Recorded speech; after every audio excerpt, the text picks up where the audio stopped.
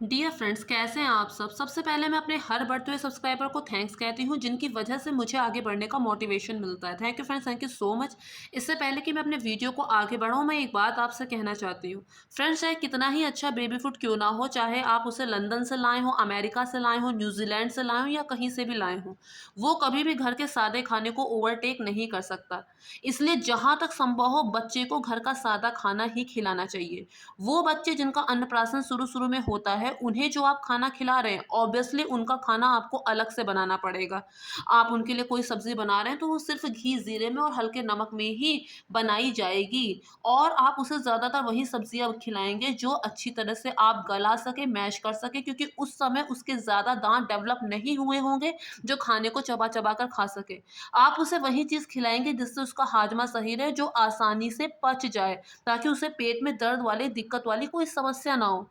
लेकिन जैसे-जैसे बच्चा बड़ा होता है, जैसे 1 डेढ़ साल का होता है, उस टाइम पे जो खाना आप अपने लिए बना रहे हैं, वही खाना आप उसे दे सकते हैं, बशर्ते उसमें तेज़ मिर्च मसाला ना हो, वो ज़्यादा ज़्यादा तला भुना ना हो। क्योंकि फ्रेंड्स, अगर शुरू में ही आप उसको तले भुने और खूब मिर्च मसाले वाले खाने की आदत डाल देंगे, तो वो खाना ना तो आपके लिए बेनिफिशियल होगा और बच्चा फिर उसी का आदी हो जाएगा, वो वही सब खाना ढूँढेगा और आगे चल के उसका स्वास्थ्य प्रभावित होगा। तो शुरुआती दौर में जितना ज़्यादा आप उसे सादा खाना खिला सकते हैं, खिलाइए। फिर वहाँ जहाँ बच्चे एक बार बाहर निकल जाते हैं, बड़े हो जाते हैं, बाहर पढ़ने-लिखने चले जाते हैं, तो वहाँ पर तो उन्हें जो उनकी ज़ुबान को अच्छा लगेगा, वो वही खाना खाएँगे। तो जब तक आपके साथ हैं, जब तक आपके पास हैं, तब तक आप उन्हें सादे से सादा खाना खिलाइए, ताकि उनका स्वास्थ्य लंबे समय तक अच्छा बना रहे। नहीं तो बहुत सारे लोग ऐसा भी करते हैं कि शुरुआती दौर में जो बहुत ज़्यादा मिर्च मसाला खाते हैं, आगे चलकर डॉक्टर उन्हें परहेज़ बता देता है और उसके बाद फिर ये नहीं खा सकते, वो नहीं खा सकते। तो सादा खाना आप खुद खाइए और बच्चे को खिलाइए। अब बात ये आती है कि अगर सादा खाना अगर सादा खाना ही बच्चे के लिए अच्छा है, तो हमें बेबी फूड रखना ही क्यों है, खरीदना ही क्यों है, देना ही क्यों है? फ्रेंड्स, बेबी फूड इसलिए होता है कि कई बार जैसे बच्चे ने ठीक से खाना नहीं खाया, उसका पेट नहीं भरा, तो ऐसे में आप उसे बेबी फूड दे सकते हैं, उसके मुँह का थोड़ा जायका बदल जाएगा और उसका पेट भर जाएगा। कई बार ऐसी स्थिति होती है जैसे लूज़ मोशन, ऐसे टाइम पे तो मैंने खुद देखा है कि मूँग दाल की खिचड़ी तक बच्चे के पेट में नहीं टिकती।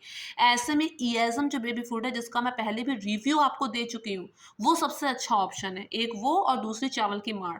और कई बार ऐसा होता है, हम घर से बाहर होते हैं, हम सफ़र कर रहे हैं, ऐसे टाइम पे आप उसे तुरंत के तुरंत कुछ बनाकर नहीं दे सकते। तो ऐसे में बेबी फूड आपको अपने पास रखना होता है। कई बार ऐसा होता है कि हम ऐसी जगह पे हैं जहाँ पे हमें खुद एडजस्ट करके चलना पड़ता है और खुद तो हमने जैसे-तैसे कुछ भी खा लिया, लेकिन बच्चे के लिए हमें रखना पड़ता है बेबी फूड। मैं अगर अपनी बात करूँ, तो मैं कहीं अगर बाहर जाती हूँ, तो अपने बच्चे के लिए 2 फ्लेवर के बेबी फूड और एक जो मैंने आपको पहले भी बताया था कि मैंने मखाने देसी घी में भूँज के और थोड़े से बादाम देसी घी में भून के और इसके अलावा छुआरे उनके बीज अलग करके उनको देसी घी में भून के, कुछ पिस्ते उसमें डाल के उसे अच्छे से अगर मिक्सी में क्रश कर देंगे, उसका पाउडर बना देंगे और फिर उसे दूध चीनी मिला के बच्चे को देंगे, तो उससे ज़्यादा ताकत बच्चे को कोई और चीज़ नहीं दे सकता। उसे एयरटाइट डिब्बे में रख लीजिए, लंबे समय तक वो चलेगा। फ्रेंड्स, मैंने जो बेबी फूड ऑनलाइन परचेज़ किया है, वो है yoga baby oats dates plus millet mix with the goodness of saffron, यानी कि केसर, मेड बाय ये mom for her little one. इसके अलावा इसमें किसी भी तरह का मैदा नहीं है, मिल्क सॉलिड्स नहीं है, केमिकल्स नहीं है। इसे बनाने के लिए सबसे पहले इसके पीछे की इंस्ट्रक्शन को बहुत ज़रूरी है पढ़ना, लेकिन मैंने देखा है फ्रेंड्स, बहुत सारी लेडीज़ ऐसा करती हैं कि अगर अपने लिए हेयर कलर मिक्स कर रही हैं, तो पूरी शिद्दत के साथ पढ़ेंगी। मैगज़ीन पढ़ रही, फैशन मैगज़ीन, तो पूरे कवर पेज से लेके एंड वाले कवर पेज तक। लेकिन बच्चे के लिए बेबी फूड कैसे बनाना है, इसके इंस्ट्रक्शन को पढ़ने पता नहीं क्यों उनकी जान निकलती है, क्यों इतनी वो सेल्फ सेंटर्ड होती हैं। तो बहुत ज़रूरी है कि पता होने के बावजूद इसके पीछे जो कुकिंग इंस्ट्रक्शन हैं, उन्हें आप सबसे पहले पढ़िए। हाथ साबुन से धोइए, गरम दूध में इसे चम्मच से नाप कर डालिए। शुरू में क्वांटिटी कम ही रखिए कि बच्चा कैसा रिस्पॉन्ड कर रहा है, उसे ये अच्छा लग रहा है, नहीं लग रहा है। इसे खाने के बाद कहीं उससे पॉटी ज़्यादा तो नहीं हो रही या फिर कहीं उसे कब्ज़ तो नहीं हो रही, इस चीज़ को देखने के लिए।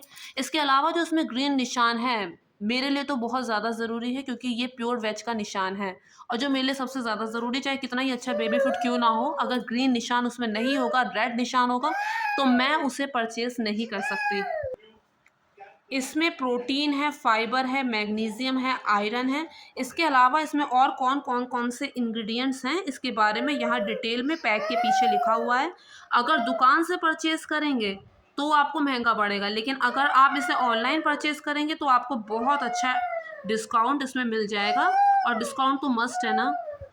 एक बार पैकेट खोलने के बाद आपको इसे 30 दिन के अंदर ख़त्म करना है और तुरंत एयर टाइट डिब्बे में रखना है। इतने सारे घी के डब्बे आते हैं, आप इसे खोलने के बाद उसमें रख दीजिए, फिर उसके बाद ढक्कन को टाइट करके बंद कर दीजिए, पर डिब्बा जो हो वो एकदम साफ़ सुथरा हो, धूप में तपाया हुआ हो।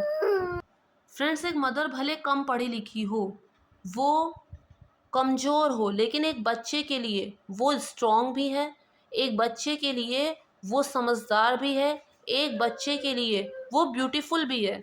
मदर बच्चे के लिए सब कुछ है, और मदर का जो डिसीज़न होगा वो बच्चे के लिए एकदम सही होगा। बच्चे को देखना भी अपने आप में एक बहुत बड़ा काम है। ऐसा नहीं है कि आप खाली बैठे हैं, कुछ कर नहीं रहे हैं अगर बच्चे को देख रहे हैं तो। फ्रेंड्स, बच्चे को देखना, उसकी देख-रेख करना भी अपने आप में एक बहुत बड़ा काम है।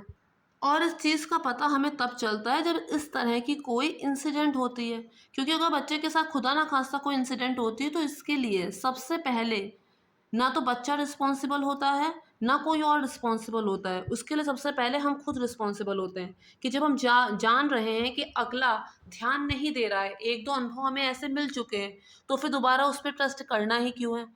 उस समय ये कह के अगला बंदा तो पल्ला झाड़ के निकल सकता है ना, कि हम तो वहाँ थे ही नहीं, हमने तो देखा ही नहीं। अब तुम वहाँ थे नहीं, तुमने देखा नहीं, तो तुम्हें मदर को हैंडओवर कर देना चाहिए था कि हम नहीं देख रहे हैं। अब तुम वहाँ पर हो भी, यानी पेरेंट्स को विश्वास है कि तुम्हारे बच्चे को कोई देख रहा है, और उसके बावजूद अगर बच्चे के साथ कोई इंसिडेंट होता है तो इस तरह से पल्ला झाड़ के निकला तो नहीं जा सकता ना, क्योंकि उसमें जो बच्चा सबसे ज़्यादा हर्ट होता है। फ्रेंड्स, पहले के टाइम पे ऐसा होता था कि लोग रिस्पॉन्सिबिलिटी समझते थे। पहले के टाइम पे ऐसा होता था कि लोग इस बात को समझते थे कि जो दूसरा बच्चा है वो पराई अमानत है, और वो अपने बच्चे से भी ज़्यादा ध्यान उस पर देते थे, क्योंकि उनकी जवाबदेही होती थी। लेकिन आजकल लोग इतने ज़्यादा सेल्फ सेंटर्ड हैं कि अगर उनका फ़ोटोशूट ना ख़राब हो जाए, उसके लिए वो कैमरामैन से बहस कर सकते हैं, टेंट वाले से कह सकते हैं, बार-बार उसे फ़ोन करके इरिटेट कर सकते हैं। लेकिन एक मदर जो बच्चे को अपने गिरे पड़े देखती है, रोते हुए देखती है, चोट लगे देखती है, अगर उसने कह दिया तो वो बहुत बवाल होता है। तो फ्रेंड्स, इस चीज़ को थोड़ा समझना चाहिए, और सबसे ज़्यादा ध्यान खुद ही बच्चे पर देना चाहिए, क्योंकि दूसरा पल्ला झाड़ के निकल सकता है। भाई, अब तुम वहाँ नहीं हो तो मदर को टेक ओवर कर दो, मदर को टेक ओवर करने दो, मदर को हैंड ओवर कर दो। लेकिन ऐसा लोग सोचते नहीं हैं। तो मुझे उम्मीद है आपको मेरा वीडियो पसंद आया होगा, और अगर पसंद आया तो मेक श्योर मेरे चैनल को सब्सक्राइब, वीडियो को लाइक और शेयर ज़रूर कीजिएगा फ्रेंड्स।